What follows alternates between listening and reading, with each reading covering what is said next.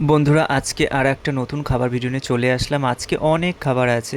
দেখো, আজকে কিন্তু অনেক খাবার আছে যেগুলো আমি খেতে খুবই ভালোবাসি। সব পছন্দের খাবার আছে। চলো একের পর এক খাবারগুলো খাওয়া যাক। প্রথমে বাসন্তী পোলাও আর আলুর দম খেলাম।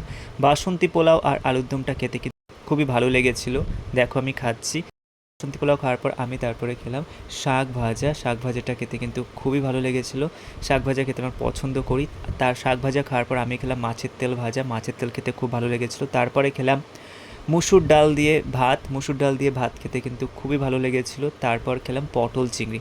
পটল চিংড়ি খেতে আমার খুবই ভালো লাগে, কিন্তু প্রায় কমই সময়ের বাড়িতে রান্না করা হয়, কিন্তু আজ যখন রান্না করেছে প্রায় মন ভরে খেলাম আজকে পটল চিংড়ি।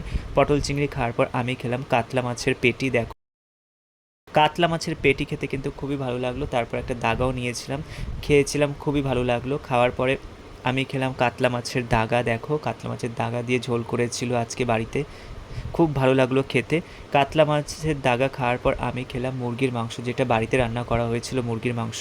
মুরগির মাংস আমার খেতে খুবই ভালো লাগে। মুরগির মাংসটা খেয়েছিলাম, খেতে কিন্তু খুবই ভালো লেগেছিল। দিয়ে গেল রান্না করা মুরগির মাংস। দেখো, খেতে কিন্তু খুবই ভালো লেগেছিল। আর এদিকে আছে রুই মাছের ঝাল। রুই মাছের ঝাল খেলাম, তারপরে খেলাম একটা সন্দেশ। খেতে কিন্তু খুব ভালো লেগেছিল সব খাবারগুলো।